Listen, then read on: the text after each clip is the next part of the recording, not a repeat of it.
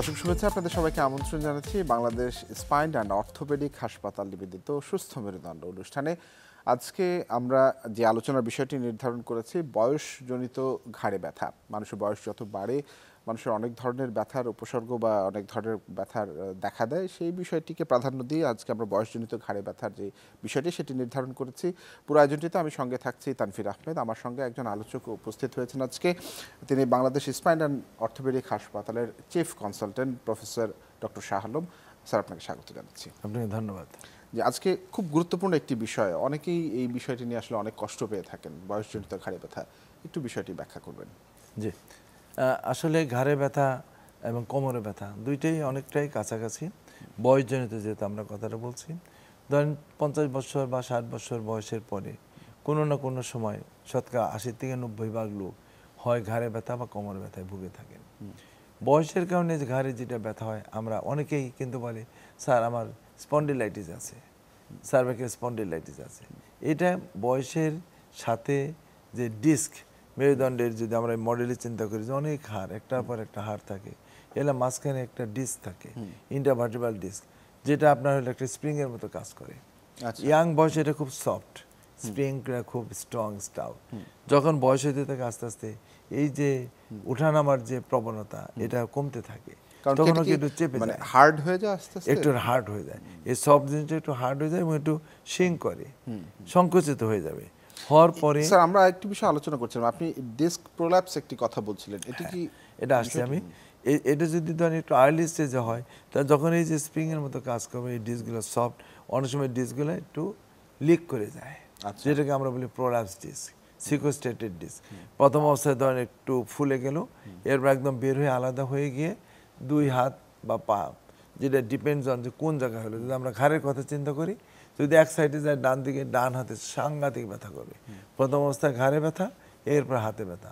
যদি বাম দিকে যায়, প্রথমে ঘাড়ে ব্যথা করতেই হবে, এরপর ধরেন আপনার হলো বাম দিকে যাবে। অনেক সময় ঘাড় দুই হাতেও যেতে পারে। অনেক যদি বড় হয় তাহলে দেখা যায় পায়ের দিকে যাবে না, কিন্তু হাতগুলো তার ঝিনঝিন, অবশ অবশ, মনে হবে যেন কি যেন লেগে আছে, সবসময় একটা ডিসকমফোর্ট, টিংলিং, নামনেস, এবং চার হাত পাই তাকে ঝিনঝিন করতে থাকবে। এবং হাঁটতে গেলে সে অনেক সময় ইমব্যালেন্স হয়ে যাবে, মনে হচ্ছে যেন সে পড়ে যাচ্ছে, নিজেকে সে ভারসাম্য মানে রক্ষা করে চলতে পারবে না। কিন্তু ফার্স্ট যদি চিন্তা করি যে সবচেয়ে বড় কষ্ট কোনটা, তাহলে অবশ্যই আমরা বলবো ব্যথা। এরপরে ব্যথাগুলো ঘাড় থেকে, ব্যথাটা কি তীব্র ব্যথা হয় নাকি প্রাথমিক অবস্থায় অল্প অল্প অল্প অল্প শুরু হবে, কিন্তু যদি এর সাথে ডিস্ক প্রোল্যাপস হয়, সিভিয়ার ব্যথা হবে, তীব্র ব্যথা হবে।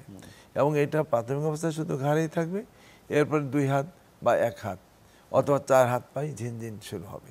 যদি আমরা এক্সরেতে দেখি, যেমন এই যে ভদ্রলোক, এটা কিন্তু ধরেন একটা মানে অপারেশনের আগে তার ছবি, এবং আমরা এটা এমআরআই করেছি। এমআরআই আমরা যেটা বলি যে 7 নম্বর সিরিয়াল দেওয়া আছে, 7 লেখা, তার উপরে যে 6, এই 6 এবং 7, ঠিক, হ্যাঁ, এটার উপরের যে জায়গাটা আপনার এই নিচে ডান দিকে একটু নিচে, হ্যাঁ, এই জায়গাটা দেখে মনে কেমন যেন সামনে বসে গেছে। এবং আমরা যে লক্ষ্য করি যে মোটা রকটা স্পাইনাল কর্ড ব্রেন থেকে নেমে আসে, এইটা একটু উপরে যান, ওই 6 লেভেলের নিচে আসেন, হ্যাঁ, এই জায়গাটা দেখেন একটু নিচে, এই জায়গাটা মনে যেন চেপে গেছে। তাতে কি হয়, যদি আমরা উল্টা দিকে আমরা দেখি, একদম বাম দিকে, নিচের দিকে বাম দিকে একদম প্রথমটা, হ্যাঁ দেখেন তার কিন্তু বাম দিকে ব্যথা। উনি যে দেখাচ্ছে যে ডান সাইডটা, হ্যাঁ এই যে ডান সাইডে এইটা নর্মাল, কিন্তু বাম দিকে একটু উপরে একটু উপরে, এটা যে আমরা যে হাতের যে নার্ভ বলি, নার্ভের মধ্যে চাপ আছে। এখন এই জিনিসগুলো হয় আর্লি স্টেজে, ব্যথা শুধু কোমরেই থাকবে। এখন দুই দিকে যদি মাঝখানে থাকে, দুই হাতে যাবে। এইটা যেমন পার্টিকুলারলি এই ভদ্রলোকের বাম দিকে তার অনেক চাপ আছে, নার্ভের মধ্যে চাপ। এটা ইয়াং বয়সে যদি হয়, আমরা সাধারণত ডিস্ক প্রোল্যাপসের জন্য হয়।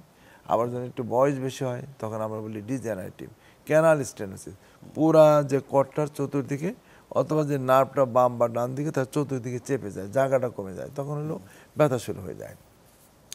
আমাদের দেশে কিন্তু এই যে ঘাড়ে ব্যথা শুধু বয়সের কারণে আমরা বলি, ইয়াং বয়সে কিন্তু আর অনেক বেশি। যেমন কীরকম, একদম ছোট বয়সের যখন বাচ্চা স্কুলে যাবে, একদম ধরেন 3 বছর 5 বছরের বাচ্চার বিরাট একটা ব্যাগটাকে পিছনে তার অনেক বই ক্যারি করতে হচ্ছে, আর ও সামনের দিকে যাচ্ছে, এই যে ঘাটটাকে সামনে দিয়ে ব্যাগটাকে সে ব্যালেন্স করতেছে, তার কিন্তু ঘাড়ে ব্যথা শুরু হয়ে যায়। আমরা ধরেন যারা মোবাইল সবসময় টিপতেছি, আমরা বলি হ্যান্ড নেক সিনড্রোম। ঘাটটা যখন নর্মাল থাকে, সামনে যখন বাঁকা হবে, আর একটু বাঁকা হবে, অনেক লোড বেড়ে যায়। তাতে কী হবে, ডিস্কের উপরে চাপ পড়ে, পিছনে মাসেলগুলো আপনার দুর্বল হয়ে যায়, হাড়গুলো যে ব্যালেন্স থাকবে সে ব্যালেন্সটাকে ইমব্যালেন্স হয়ে যায়। সুতরাং লং টাইম মোবাইল টিপা, লং টাইম কম্পিউটারে কাজ করা, ল্যাপটপে কাজ করা, কিবোর্ডে ব্যবহার করা, এটা কিন্তু ভালো না। যদি আমরা কিবোর্ড ব্যবহারও করতে চাই, তাহলে আমাদের হাতের মধ্যে একটু সাপোর্ট নিয়ে দেন কিবোর্ডটা আমরা ব্যবহার করতে হবে। এইভাবে হ্যাঙ্গিং অবস্থা না, যে কোনোভাবে হাতের একটু সাপোর্ট থেকে যদি আপনি করেন, তাহলে আপনার ঘাড়ে ব্যথা, এই কম্পিউটার বা ল্যাপটপ ব্যবহার করার যে যারা করতেই হবে, তাদের কিন্তু এই ঝুঁকিটা অনেকটাই কমে যাবে। আমরা যারা হাতটাকে এমনি রেখে মোবাইল টিপতেছি, আমরা বলি হ্যান্ড নেক সিনড্রোম, টেক্সট নেক সিনড্রোম। এই যে টেক্সট করতেছি, SMS করতেছি, এইটার যতটা আপনার ব্যথা বাড়বে, কিন্তু আমরা হাতটাকে এরকম একটা সাপোর্ট রেখে করি, তাহলে আমার এই ঝুঁকিটা অনেকটাই কম হবে। আচ্ছা, যে কারণের জন্য ঘাড়ে ব্যথা শুধু আমরা বয়স জন্য তো আমরা একটা বেগ টার্ম বলতেছি, কিন্তু ইয়াং বয়সেও কিন্তু অনেকের ঘাড়ে ব্যথা হচ্ছে এই কারণের জন্য। আবার ধরেন যারা শোয়ার মধ্যে একটা আপনার আছে, যারা অনেক উঁচু বালিশ ব্যবহার করে, শক্ত বালিশ ব্যবহার করে, তাদের কিন্তু এই ঘাড়ে ব্যথা, মানে লাইফস্টাইল সহ অন্যান্য যে আনুষঙ্গিক বিষয়, মানে লাইফস্টাইলটা আসলে বেশি প্রাধান্য পেল আপনার যে আলোচনায়, বুঝতে পারলাম। আরেকটি বিষয় বলছিলেন যে আপনি যে বড়দেরও হতে পারে, এবং আমরা যেহেতু আজকে আলোচনা করছি বয়সজনিত ঘাড়ে ব্যথা, এবং শিশুদের কথাটিও উঠে আসলো, মাঝবয়সী যারা আছে তাদেরকে নিয়ে যদি আমি মাঝবয়সী যেগুলো বললাম, যে ধরেন কেউ হয়তো তার কাজটা এরকম তাকে ঝুঁকি 30 থেকে 40 বা এই বয়সের যারা আছে, এদের তো ধরেন কম্পিউটার অনেক বেশি ব্যবহার করে, হাতে যে আমরা বললাম যে হ্যান্ড নেক সিনড্রোম, যারা হলো কম্পিউটারে যারা বেশি কাজ করে, একই অবস্থানে বাঁকা হয়ে নোয়া, যারা একই পজিশন ঘাটটাকে সামনে ঝুঁকে রাখতেছে, এটির ডায়াগনোসিস কি মানে ইনিশিয়ালি শুরুর দিকে কি মেডিসিনে করা সম্ভব? হ্যাঁ, ডায়াগনোসিস আগে যেমন একটা জিনিস যেটা থাকে, যে যদি আপনি ইয়াং অ্যাডাল্ট বলছেন 30-40 বছর, আঘাত একটা খুব ইম্পর্টেন্ট। যারা ধরেন মানে কোনো কারণের জন্য যদি আপনার আঘাত পেয়ে থাকে, তাহলে কিন্তু সেটা একটা ব্যথা হতে পারে। বড় ধরনের একটা ঝাঁকি লাগছে, এবং অনেক সময় হাঁচি কাশি দিলেও কিন্তু আমরা ডিস্ক প্রবলেম যেটা ইয়াং বয়সে, সেটা কিন্তু হয়। যারা অনেক লম্বা টাইম হুন্ডা চালায়, মোটরসাইকেল চালাচ্ছে, একদম এই যে জার্কি মুভমেন্ট, এটা কিন্তু খুব ডেঞ্জারাস। এবং যারা হাতের কাছে এরকম সবসময় মানে ড্রিল মেশিন চালাতে হচ্ছে, হাতের অনেক টুলস, জার্কি মুভমেন্ট হয়, তাদের কিন্তু আপনার এই ডিস্ক প্রবলেম হওয়ার সম্ভাবনা অনেক বেশি থাকে। ডেফিনেটলি যারা রেগুলার লাইফ একই কাজ করতেছে সবসময়, তাদের কিন্তু এই ঝুঁকিটা কম। কিন্তু অলনে সাইলেন যারা বেশি হঠাৎ করে এরকম একটা কাজ করতে যাবে, তাদের কিন্তু চান্স বেশি থাকে। আমাদের হাতে একটা প্রেজেন্টেশন আছে, আমরা যদি এই আমাদের এই প্রেজেন্টেশনটা যদি এই পার্টিকুলার দেখতে পাচ্ছি, এই লোকটা তো প্রায় মানে মোর দেন 50 ইয়ার্স, ওনার তো যেমন আসছিল, যদি আমরা ভিডিও দেখতে পারেন, যেন হাঁটাটা একটু কেমন একটু অ্যাবনর্মাল ভাবে, মনে হয় একদিকে মানে হেরে যাচ্ছে, আবার পড়ে যাবে, এরকম একটা অবস্থা। তার হাঁটাটা একদম স্বাভাবিক হাঁটা, কারণ ওই যে করের মধ্যে চাপ আছে, সেই জন্য। আমরা যদি নেক্সট সেটটা যদি যাই, অন্য পরের বাইরে যাই, দেখেন যেরকম যেটা আমরা বলছি, আমরা এক্সরেটা করলে বোঝা যায় সামনে দিয়ে চলে আসতেছে। আমরা যেটা সার্জারি করছি, এখন তার কিন্তু নর্মাল অ্যালাইনমেন্ট চলে আসছে। নর্মাল অ্যালাইনমেন্ট চলে আসলে পরে তার বোঝা যায় যে তার এই যে নার্ভের মধ্যে যে চাপ ছিল, কর্ডের মধ্যে যে চাপ ছিল, এই চাপটা এখন আর নাই। এই চাপটাকে যদি আমরা সরিয়ে ফেলতে পারি, হাতের রুটগুলোকে আমরা ফ্রি করতে পারি, তাহলে নর্মাল ব্যথাও থাকবে না, হাতের ঝিনঝিনানি থাকবে না, হাঁটাটা আস্তে আস্তে আস্তে আস্তে নর্মাল হয়ে যাবে। কিছু কিছু ক্ষেত্রে আছে রোগী আজকে অপারেশন করলাম, কালকে একদম নর্মাল, বাট এটা ডিপেন্ড করে যে কতদিন ধরে তার এই কষ্টটা ছিল। যদি লং লাস্টিং থাকে, তাহলে তার সময়টা একটু বেশি লাগে, বাট আস্তে আস্তে আস্তে রিকভারি হয়।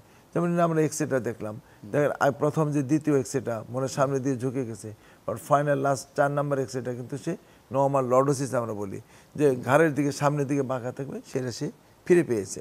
যদি আমরা এরপরের স্লাইডে যাই, তাহলে আমরা বুঝতে পারবো যে এই রোগীটা হাঁটা, দেখেন একই লোক যখন সে হাঁটতেছে এরকম, আর যদি পরেরটা যদি আমরা দিই, হ্যাঁ দেখেন, তাহলে তার হাঁটাটা ইমিডিয়েট পরপর সে একটু স্লোলি একটু ভয় কাজ করে, কিন্তু ওই আগের বার হাঁটায় মনে হয় যে কোনো একদিকে ঝুঁকে যায়, পরের বারে কিন্তু তার সেই ঝুঁকটা না, মানে ব্যালেন্সড, সে হাঁটতে কনফিডেন্সটা তার হলো ভালো।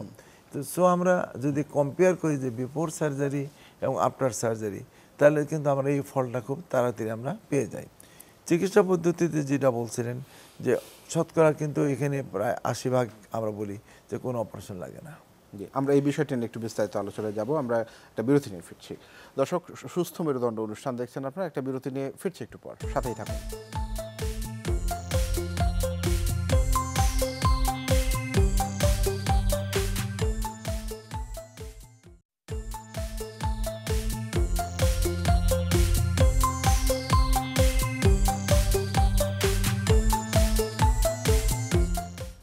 দর্শক আবারও স্বাগত জানাচ্ছি বাংলাদেশ স্পাইন অ্যান্ড অর্থোপেডিক হাসপাতাল নিবেদিত সুস্থ মেরুদণ্ড অনুষ্ঠানে। আমরা আলোচনা করছি আজকের ডিস্ক প্রোলাপস বা বয়সজনিত ঘাড়ে ব্যথা যে বিষয়টি, এই বিষয়টি নিয়ে একটু বিস্তারিত আলোচনা করবার চেষ্টা করছি। আছেন প্রফেসর ডক্টর শাহ আলম, সরাসরি চলে যাচ্ছি তার কাছে। জি, আমরা যে বিষয়টি নিয়ে জানতে চাচ্ছিলাম, যে কথা বলছিলাম বিরতিতে যাওয়ার আগে, যে বয়সজনিত যে ঘাড়ে ব্যথা এবং এর যে চিকিৎসা পদ্ধতি, এর সফলতা নিয়েও আপনি কথা বলছিলেন। আরেকটু যদি বিস্তারিত যদি যুক্ত করেন, চিকিৎসা পদ্ধতি, চিকিৎসা ব্যয়, এই বিষয়গুলো যদি নিয়ে আসেন। ধন্যবাদ আপনাকে। ধরুন আমাদের এই রোগগুলো যেগুলো হয়, আমরা বলছি বয়সের কারণে হয় এবং ব্যথাগুলো আস্তে আস্তে সাধারণত হয়। অনেক সময় খুব সিভিয়ার ব্যথা হয়। যেটাই হোক, সিভিয়ার ব্যথা বা অল্প অল্প ব্যথা যখন আমাদের কাছে আসে, আমাদের বলি কনজারভেটিভ ট্রিটমেন্ট। সব রুগীর তো আমরা সার্জারি করি না। অনেক রুগী আছে যেগুলো সার্জারি ছাড়া ভালো হয়। কিছু তার লাইফস্টাইল মডিফিকেশন, কিছু মেডিকেশন, কিছু এক্সারসাইজ, আর ধরেন কিছু আমরা থেরাপিউটিক অ্যাপ্লিকেশন, আমরা বলি ফিজিওথেরাপি। এগুলো করলেই সাধারণত ঘাড়ে ব্যথা ভালো হয়ে যায়। কিন্তু যে ক্ষেত্রে কোনোভাবেই ভালো হয় না, তখন আমরা সার্জারি করি। সার্জারির ধরেন বিভিন্ন পদ্ধতি আছে। যেমন আমাদের এখানে আমরা খুব কম কাটাকাটি করি। আমাদের ধরেন ওই ধরনের মেশিন আছে আমাদের স্পাইন অ্যান্ড অর্থোপেডিক হসপিটালে। কম কাটাকাটি, জাস্ট অল্প একটু কেটে আমরা ঢুকলাম, মেশিন দিয়ে দেখি, এবং আমরা একটা হচ্ছে মাইক্রোস্কোপ, যেটা আমরা মাইক্রোস্কোপ দিয়ে ছোটো জিনিসকে অনেক বড় দেখতে পারি, যেটা আমাদের বড় সুবিধা। কোন জায়গাটায় চাপটা আছে সেটা আমরা খুব ভালো করে আমরা দেখতে পারি আন্ডার মাইক্রোস্কোপ। সো আমরা মাইক্রোস্কোপ ব্যবহার করি। তাতে সুবিধা হয়েছে যে অনেক সময় খালি চোখে হয়তো ছোট একটা ফ্র্যাগমেন্ট যেটা চাপ দিয়ে আছে আপনার নার্ভে, আমরা দেখতে পাবো না, কিন্তু মাইক্রোস্কোপে সেটা খুব ক্লিয়ারলি আমরা স্পষ্টভাবে আমরা দেখতে পাই। ডায়াগনোসিসটা তখন ইজি হয়ে যায়। এবং কোন লেভেল আছে, লেভেলটা দেখার জন্য আমাদের আলাদা স্বয়ংক্রিয় মেশিন আছে, আমরা অপারেশন থিয়েটারের মধ্যে আমরা দেখতে পারি। তাহলে হয় কি যে সময়টা আমাদের কমে যায়। এবং আমরা যেটা বলবো কোয়ালিটি ওয়ার্ক, যেটা আইডিয়ালি কী করা উচিত, যেমন যেটা আমরা ছবিতে আমরা দেখালাম, এটা কিন্তু খুব লেটেস্ট একটা টেকনিক। যে যদি এটা ধরেন আপনি ইন্ডিয়াতেও যান, সিঙ্গাপুর, ব্যাংকক, যেখানেই যাবেন, ওরা কিন্তু এই ডিভাইসগুলোই ব্যবহার করবে। কিন্তু 20 বছর আগে কিন্তু আমরা এই ডিভাইসটা আমাদের ছিল না। তখন আমরা অল্টারনেট, যেমন মাঝখানে যে সাপোর্টটা আমরা দিয়েছি, ওইটা দেন আমরা হাড় কেটে নিতাম কোমর থেকে। এবং এই ক্ষেত্রে কিন্তু এখন আর, আগে যদি আমরা করতাম 2টা সার্জারি করতে হতো, কোমর থেকে হাড় কাটতে হতো, ওইটা একটা সার্জারি, ওই হাড়টাকে আবার নিয়ে ঘাড়ে আমরা এটা লাগাতাম। তাহলে এখন কি করতেছি যে 2টা সার্জারি, কিন্তু এখন কিন্তু তার ক্ষেত্রে একটা সার্জারি আমরা করতেছি। কারণ আমাদের ওই টেকনোলজি দুইটাই আছে, যে কারণের জন্য আমাদেরকে কোমর থেকে যে হাড় কেটে নেওয়া, এই হাড়টার কাটতে হচ্ছে না। আমরা ঘাড়ে যে অপারেশন করতেছি, চিকিৎসা ব্যবস্থাটা কি একই রকম? আমরা যেটা করছি, this is latest, till now this is latest. এটা ধরেন ওয়ার্ল্ডের যে কোনো ডেভেলপড সেন্টার যেটা করবে, আমাদের সেন্টার আমরা ঠিক একই জিনিসটা আমরা করব। চিকিৎসা ব্যয়টা সেক্ষেত্রে কীরকম? চিকিৎসা ব্যয় তো আমরা সবসময় বলি যে আমাদের সেন্টারে আমরা যে অপারেশন করি, এইটার ধরেন বাংলাদেশে যদি অন্য কর্পোরেট হসপিটাল এর চেয়ে 3 গুণ বেশি যাবে, 3 থেকে 4 গুণ বেশি যাবে। তখন এই একটা অপারেশন করতে যদি ধরেন আপনার 1 লাখ 1.5 লাখ টাকা লাগে বা 2 লাখ টাকা খরচ হবে হাইস্ট এই অপারেশনে, কিন্তু এটা যদি ধরেন আপনার বাংলাদেশে অন্য কোনো কর্পোরেট হসপিটালে 3 থেকে 4 গুণ, তখন 6 লাখ থেকে 8 লাখ টাকা খরচ হয়ে যাবে। আর এই যদি আপনি ইন্ডিয়া চিন্তা করেন, ডাবল 12 থেকে 15 লক্ষ টাকা এটা যাবে। আর যদি এটা আপনি সিঙ্গাপুর, ব্যাংককে ধরেন 25-30 লক্ষ টাকা, সিঙ্গাপুর আর একটু বেশি, অ্যারাউন্ড 40-50 লাখ টাকা যাবে। আর যদি আপনার ইউরোপ, আমেরিকা যান, দেন ধরেন আপনার 80-90 লাখ টাকা চলে যাবে। আপনাদের হাসপাতালে আপনারা কম নিতে পারছেন কিভাবে? আমরা কম নিতে পারতেছি একটা হলো যে, যেমন আমাদের যে বেড ভাড়া থেকে শুরু করে নেয়, এভরিথিং হলো আমাদের হলো কম। কারণ ধরেন আমরা তো কর্পোরেট হসপিটাল, যেমন ইউনাইটেড হসপিটাল, ওইটা ধরেন তারা একটা 5 স্টার হোটেলের মতো তাদের যে ফ্যাসিলিটিস, আমরা আসলে ওই ফ্যাসিলিটিস ওইরকম আমাদের নাইও। সো আমরা স্ট্যান্ডার্ড মেনটেন করতেছি কোনটা, কোয়ালিটি দিয়ে। কোন কোয়ালিটি? নট দ্যাট হোটেলের মতো ওইরকম মানে কি বলা যায়, গেট আপ দিয়ে, খুব লাক্সারিয়াস কোনো কিছু না, বাট আমাদের ইনস্ট্রুমেন্টাল সাপোর্ট, চিকিৎসা পদ্ধতিটাকে, but instrumental support more than that. কারণ ওখানে যান আছে তার চেয়ে বেশি আমাদের সেন্টারেও আছে। সুতরাং ওইটা আমাদের কোনো কম্প্রোমাইজ নাই। শুধু বাইরের যে ধরেন রুম টুমের যে গেট আপ, সেটা নাই। এটা তো একটা বিরাট তাদের ইনভেস্টমেন্ট, ওখানে আমরা একটু কার্টেল করতে পারতেছি। ইন এডিশন ধরেন রুগীরও চাহিদা আছে, রুগী ধরেন আবার চাবে যে না, আমার এই জিনিসটা আমার আমেরিকানরা লাগান, তখন কিন্তু এই দামটা কিন্তু তখন আবার বেড়ে যাবে। কিন্তু আমরা মোস্টলি ইন্ডিয়া, চায়না এই জিনিসগুলো যখন আমরা লাগাই, রুগীকে আমরা অফার করি। মাঝে মাঝে ধরেন আমাদের হয়তো ওই বেশি দামগুলোই লাগাইতে হয়। ইন্ডিয়ান এটা যদি ধরেন হয়তো 25,000 টাকা হইলো, ওইটা দেখা যাবে আমেরিকানটা প্রায় 1 লাখ টাকা। সো ওই ইমপ্ল্যান্টের দামটা অনেক ভ্যারি করে। বাট অন্য দাম বা আমাদের যেটা সার্জারির ডাক্তারদের হসপিটালে ওই খরচটা আমরা স্ট্যাটিক রাখি, যে কারণের জন্য এখানে আমরা কিছুটা কম্প্রোমাইজ করতে পারি। আর বাইরের তো ধরেন অ্যাজল সব কিছুই দাম অনেক বেশি, সুতরাং ওই বাইরের সাথে আমাদের এখানে কম্পেয়ার করে আমরাও নিতে পারি না, রুগীদের কাছ থেকেও আমরা নিতে পারি না, সুতরাং আমরা ওই দিকে আমরা চিন্তাও করি না। কিন্তু নর্মালি যেমন আমাদের সেন্টারে আমাদের একটা টার্গেট যে একটা রুগী আসলে সে যেন ফেরত না যায়, সে একদম টাকার অভাবে চিকিৎসাটা যেন আমরা দিতে পারি।